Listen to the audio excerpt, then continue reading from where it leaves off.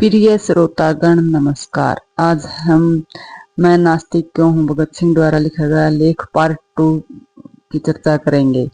23-24 साल का युवा भगत सिंह ये कहने को मजबूर हो गया कि मैं ईश्वर में विश्वास नहीं रखता। वो ईश्वर से नहीं लड़ रहा था, बल्कि वो मनुष्यों के अंदर अंधी विश्वास से लड़ रहा था। वो इससे लड़ रहा था कि लोग ये सोचते थे कि कोई आएगा और उनके सब दुख कष्ट सारी दर्द को मेट देगा। वो उससे लड़ रहे थे। वो कह रहे थे कि कोई नहीं आने वाला। अगर अपने दर्द अपने दुख तकलीफ को मिटाना है तो खुद खड़ा होना होगा और खुद दुनिया से लड़ना होगा। इसी बात को वो आगे बढ़ा रहे थे। तो चलिए शुरू करते हैं आज की वीडियो। परीक्षा की इन घड़ियों में अहंकार यदि है तो वह बनकर उड़ जाता और मनुष्य अपने विश्वास को ठुकराने का साहस नहीं कर पाता। यदि ऐसा करता है तो इससे यह निष्कर्ष निकलता है कि उसके पास सिर्फ अहंकार ही नहीं कोई अन्य शक्ति है। आज बिल्कुल वैसी स्थिति है। निर्णय का पूरा पता है। एक सप्ताह के अंदर ही यह घोषित हो जाएगा कि मैं अपना जीवन एक ध्येय पर न्यौछावर करने जा रहा हूँ। इस विचार के अतिरिक्त और क्या सांत्वना हो सकती है। ईश्वर में विश्वास रखने वाला हिंदू पुनर्जन्म पर राजा होने की आशा कर सकता है। एक मुसलमान या ईसाई स्वर्ग में व्याप्त स्मृति के आनंद की तथा अपने कष्टों और बलिदान के लिए पुरस्कार की कल्पना कर सकता है। किंतु मैं क्या आशा करूं? मैं जानता हूं कि जिस क्षण रस्सी का फंदा मेरी गर्दन पर लगेगा और मेरे पैरों के नीचे से तख्ता हटेगा, वह पूर्ण विराम होगा, वह अंतिम क्षण होगा। मैं या मेरी आत्मा सब वहीं समाप्त हो जाएंगी। यही बात समझाने की कोशिश कर रहा था भगत सिंह कि कोई आत्मा और नहीं होती, बस ये हमारा जो शरीर दिख रहा है यही सब कुछ है। लेकिन लोग उल्टा अर्थ निकाल रहे थे।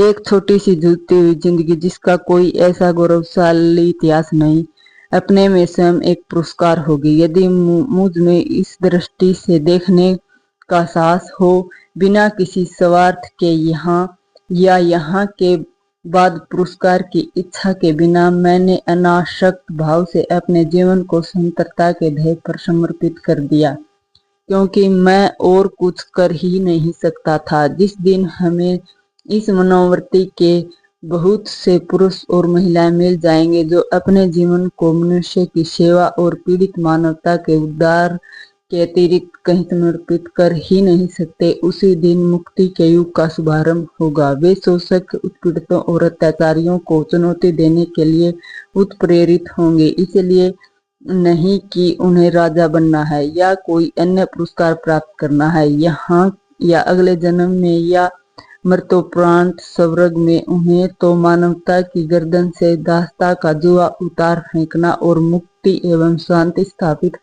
करने के लिए इस मार्ग को अपनाना होगा।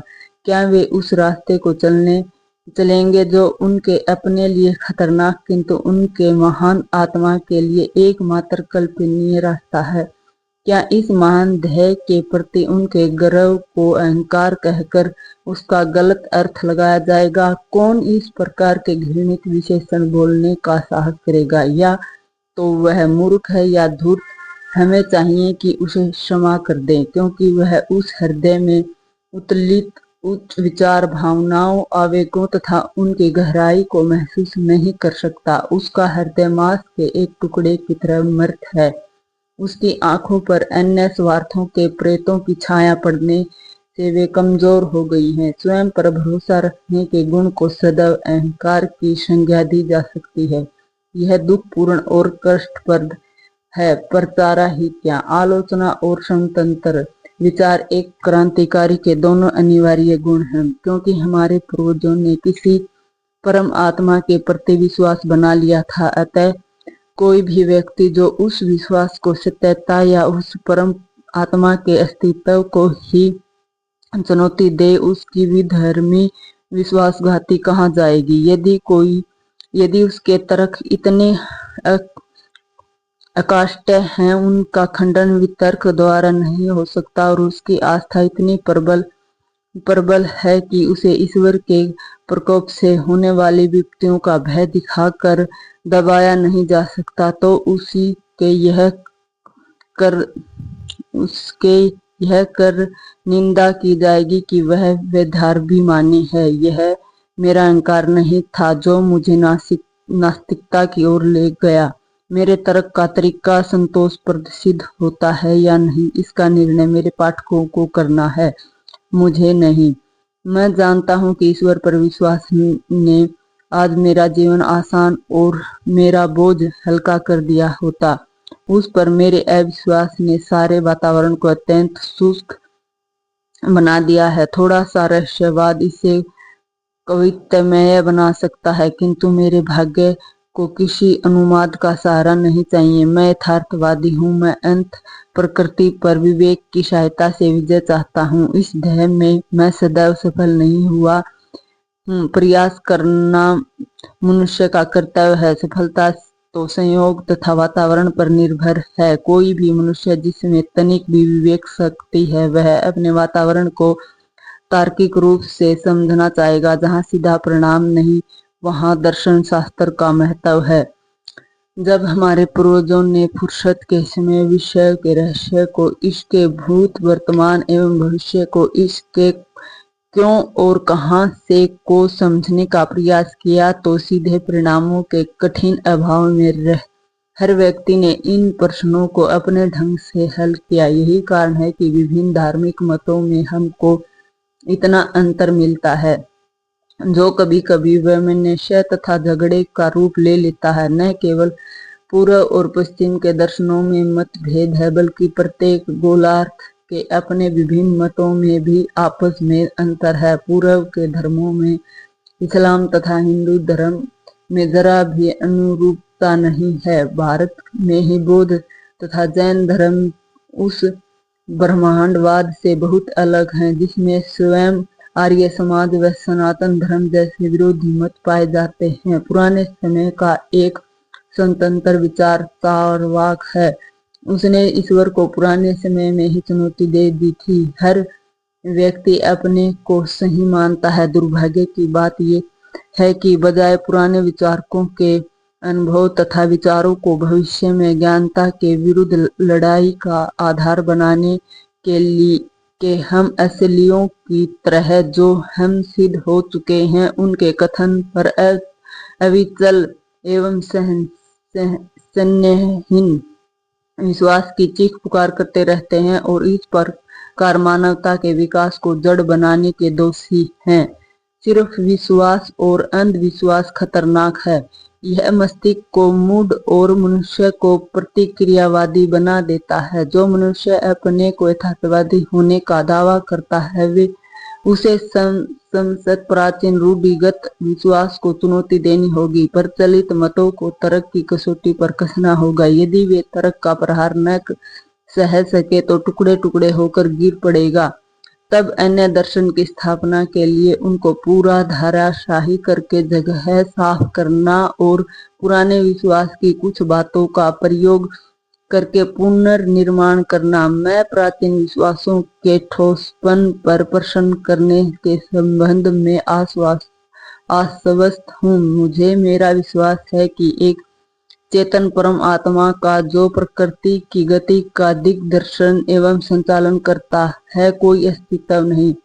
हम प्रकृति में विश्वास करते हैं और समस्त प्रगतिशील आंदोलन का ध्येय मनुष्य द्वारा अपनी सेवा के लिए प्रकृति पर विजय प्राप्त करना मानते हैं। इसको दिशा देने के पीछे कोई चेतन शक्ति नहीं है। यही हमारा दर्शन है। हम आस्तिकों से कुछ प्रश्न करना चाहते हैं।